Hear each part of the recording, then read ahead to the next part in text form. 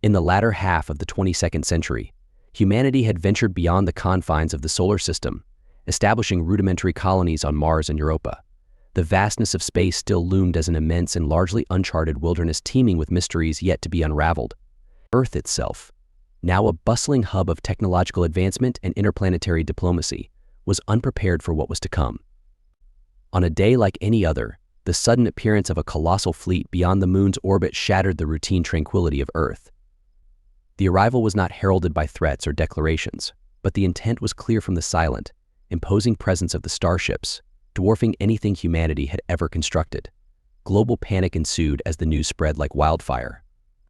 The Earth Defense Coalition (EDC), a military alliance formed from all the world's powers, sprang into action. Emergency meetings convened as world leaders and military strategists grappled with the sudden emergence of a potential extraterrestrial threat. General Mara Lee, appointed as the commander of Earth's combined space forces, faced the monumental task of coordinating Earth's defense. As satellite imagery fed continuous streams of data about the alien fleet, it became apparent that these visitors were from the Galactic Empire, a name that stirred fear across neighboring systems known for their conquests and subjugation of lesser civilizations. The EDC's response was swift and decisive. Mara Lee authorized a global broadcast aimed at establishing Earth's stance. The message, simple yet firm, was translated into thousands of languages, including mathematical and musical languages, to ensure comprehension regardless of the aliens' communication forms. Attention, visitors from beyond our solar system. This is General Mara Lee of the Earth Defense Coalition. You are currently in orbit around Earth, a sovereign planet with no interest in hostile engagements. We are aware of the Galactic Empire and your expansive history. We advise you to maintain a peaceful distance and refrain from any form of aggression. Consider this a warning. Stay away from Earth. The broadcast was not just a message of warning but also a test, probing the aliens for their ability to understand and respond. The world waited with bated breath for any sign of communication or aggression from the fleet. As the world held its breath, anticipation hung heavily in the atmosphere like a dense fog. In the silence that followed Earth's broadcast, the Galactic Empire's fleet remained ominously stationary in orbit. Each passing hour intensified the strain on Earth's global defense networks, with every eye on the sky and every mind contemplating the myriad possibilities of extraterrestrial intent. General Mara Lee, stationed at the EDC's Central Command, monitored the situation with a calm demeanor that belied the tension swirling around her. The waiting game continued until a small, sleek vessel detached from the main fleet and began a slow descent toward Earth. This move, seen as the first real test of Earth's resolve, triggered a pre-planned coordinated defensive response. The United States, Russia, China, and the European Union, all key members of the EDC, had strategically positioned their anti-spacecraft missile systems to cover all possible entry points into Earth's atmosphere. These systems, originally designed to ward off asteroid threats, were now Earth's first line of defense against potential alien aggression. As the alien scout ship entered the upper atmosphere, its intentions still unclear, General Lee gave the order to engage. The missile systems across the globe powered up simultaneously, locking onto the incoming vessel with precision, guided by enhanced AI targeting systems. Fire when ready, Mara commanded, her voice steady over the comm link that connected all the defense sites globally.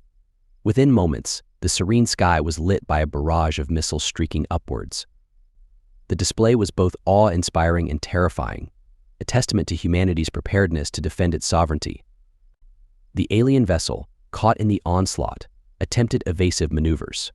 It became evident that despite their advanced technology, the aliens had underestimated Earth's defensive capabilities. The scout ship sustained significant damage, its shielding failing under the relentless barrage.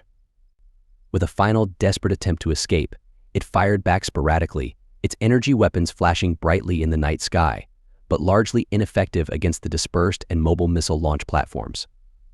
Severely crippled, the vessel retreated back into orbit, limping towards the safety of its mothership. The entire engagement was broadcast live, with the world watching as Earth stood defiant against a technologically superior foe. The successful defense elevated morale across Earth's populations and governments. General Lee, now a symbol of Earth's resistance, addressed the world shortly after. Today we have shown that Earth is not a silent victim in the cosmos. We will defend our home, our people, and our future against any who might threaten us. Let this be a lesson to all who watch from the dark void. Earth will stand firm. This victory, however minor in a strategic sense, was a crucial psychological win for humanity. It demonstrated not only their capability to respond to alien threats, but also their willingness to act united under a common cause. This first defiant stand against the Galactic Empire was not just a military engagement, it was a declaration of Earth's resolve and a clear message to the cosmos. Earth would neither falter nor yield. In the wake of Earth's surprising defense against the scout ship, the Galactic Empire reassessed its approach. Emperor Vlak, never one to shy away from a challenge, was both intrigued and irritated by the resilience and audacity displayed by a seemingly primitive species. To him, Earth's defiance was not just a military obstacle but a personal affront to his authority. From his command center, a massive structure orbiting the Empire's capital planet, Vorak convened his top advisors and strategists. The room buzzed with alien dialects and the soft hum of advanced computing devices. The Emperor, a towering figure with a stern countenance, broke the silence with a command: initiate the next phase. Test their resolve further. Let us see how they handle chaos.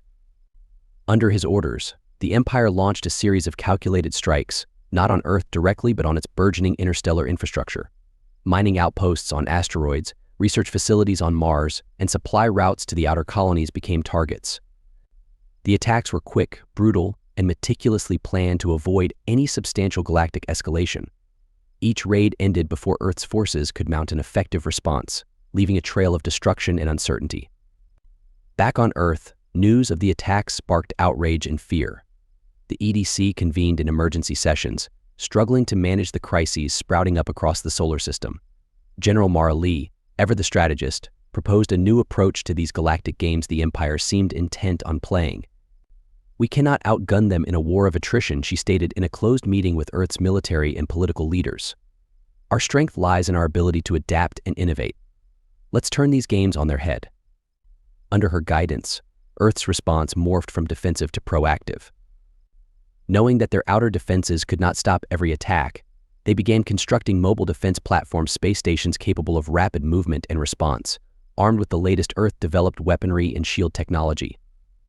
Simultaneously, Earth scientists, led by Dr. Lena Voss, worked tirelessly to understand and replicate any technology salvaged from the damaged scout ship. Their breakthroughs in energy shield technology were particularly promising, offering the potential to shield their facilities from future attacks.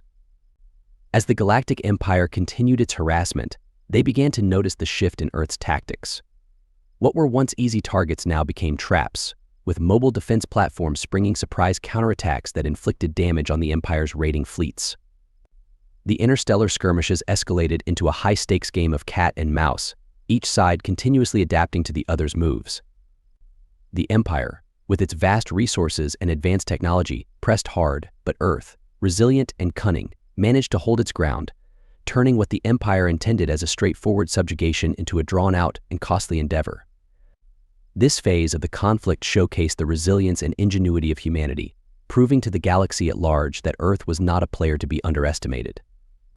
The Empire's perception of Earth shifted from viewing it as a minor nuisance to recognizing it as a legitimate and capable force in the galactic arena, setting the stage for even more intense confrontations in the future. Following months of intense skirmishes and tactical gambits, a tense and uneasy calm settled over the solar system. Both Earth and the Galactic Empire took this time to regroup and reassess their strategies, each contemplating their next move in this unexpectedly prolonged conflict. On Earth, public sentiment had shifted from initial panic and fear to determined resilience. Communities worldwide engaged in civil defense, and support for the EDC soared, with volunteers enlisting in various capacities to support the war effort. The spirit of unity and defiance became a prevailing ethos, propelling innovations and adaptations in both military and civilian sectors. In the corridors of power, General Mara Lee convened a series of top-secret meetings with Earth's best minds, including Dr. Lena Voss. Dr. Voss had made significant progress in her research into the alien technologies, discovering vulnerabilities in the Empire's energy shields that could potentially be exploited. Her team developed a prototype weapon system capable of disrupting these shields long enough to make a decisive strike. "Imagine this, Doctor," Voss explained during a high-level briefing, holding up a small, intricate device. "If we can integrate this technology into our missiles, even our smallest fighters could take down an Imperial cruiser. It changes the game completely. The implications were profound. With this new technology, Earth could potentially shift from a defensive posture to taking the offensive, striking at the Empire with a force and efficacy that had previously been unimaginable. Meanwhile, in the Galactic Empire's strategic hub, Emperor Vlak and his advisors observed the developments on Earth with a mixture of respect and concern. The Empire had faced numerous adversaries in its centuries of expansion, but none had adapted so quickly or so fiercely as humanity. Vlak knew that underestimating this foe any further could lead to dire consequences. Enhance our intelligence efforts, Vlak ordered his chief of espionage. We need to understand their capabilities and intentions and prepare the fleet. If these humans wish to escalate, we will be ready to respond in kind. Back on Earth, as the final tests of Dr. Voss's shield-disrupting technology proved successful, General Marley planned a bold demonstration of Earth's newfound capabilities. An isolated Empire mining outpost in the Kuiper Belt would be their target, chosen for its strategic insignificance to avoid provoking a full-scale retaliation, but valuable enough to test the Empire's response to their upgraded arsenal. Earth's fleet, modified with the new technology, set out quietly. The mission was a calculated risk, but it was essential to test their weapons in a real combat scenario. This operation would either be a turning point leading to peace negotiations or the spark that ignited a fiercer phase of the war. As the fleet approached the target, the crew aboard the flagship held their breath, aware of the stakes. The outcome of this engagement would shape the future of Earth and its place in the galactic community, a community that was watching closely to see if this young, bold civilization could indeed challenge the might of the Galactic Empire. The mission to the Kuiper Belt proved a resounding success, with Earth's new technology allowing their forces to disable the shields of the Empire's outpost and achieve a swift victory. The message was clear: Earth had developed the means not only to defend but also to strike back effectively. Energized by this victory, Earth's strategic command prepared for what they anticipated to be a more significant challenge. In response to Earth's audacious attack, the Galactic Empire, determined not to be outmaneuvered, shifted its focus to a more prized target: Earth's lunar base. This base served not only as a critical hub for Earth's asteroid mining operations, but also as a key military outpost equipped with advanced radar and missile defense systems. The Empire believed that crippling the lunar base would demoralize Earth and undercut its capacity to mount counterattacks. Deep in space, as the Empire's fleet advanced towards the Moon, Earth's defenses braced for a battle of unprecedented scale. Commander Raj Patel, stationed at the lunar base, was tasked with overseeing the defense. Known for his tactical ingenuity, Raj coordinated Earth's lunar and orbital defenses to create a network of crossfire zones around the Moon. Prepare all batteries and ready the drones. We make our stand here, Raj ordered, his voice echoing through the base's loudspeakers. The battle commenced with the Empire's dreadnoughts bombarding the lunar surface from orbit, their goal to overwhelm the base's defenses with sheer firepower. However, the defenders of Luna were well prepared. Utilizing the Moon's craters as natural shields and firing from hidden positions, they launched a series of hit-and-run attacks against the Empire's fleet, exploiting the slow maneuverability of the larger ships. Meanwhile, squadrons of Earth space fighters, equipped with the new shield-disrupting missiles, darted through the chaos, targeting the vulnerabilities exposed by their shield technology. Each successful strike brought cheers from Earth's defenders, but the battle was far from over. The Empire, frustrated by the fierce resistance, deployed ground troops to the surface in an attempt to capture the base through a direct assault.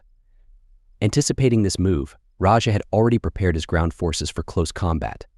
The battle on the lunar surface was brutal. Earth's troops, fighting in reduced gravity, used their mobility and intimate knowledge of the lunar terrain to their advantage. As the fight raged on the surface and in orbit, the tide began to turn in Earth's favor. The combination of guerrilla tactics and the effective use of shield-disrupting technology inflicted heavy casualties on the Empire's forces. Realizing the cost of continuing the assault would be too high, the Empire's fleet commander ordered a retreat. The Battle of Luna ended in a decisive victory for Earth. It was not just a military win, but a significant boost to morale across Earth's colonies. Commander Raj Patel became a hero, symbolizing Earth's determination and capability to defend its interests against seemingly overwhelming odds. In the aftermath, while celebrations ensued on Earth and its colonies, strategic discussions took on a new tone. Earth had defended its territory successfully and had shown that it could repel the might of the Galactic Empire. This victory shifted the strategic calculus for both Earth and the Empire, paving the way for Earth to take a more assertive role in galactic affairs. The battle, though costly, proved that Earth was a rising power capable of altering the balance of power in the galaxy.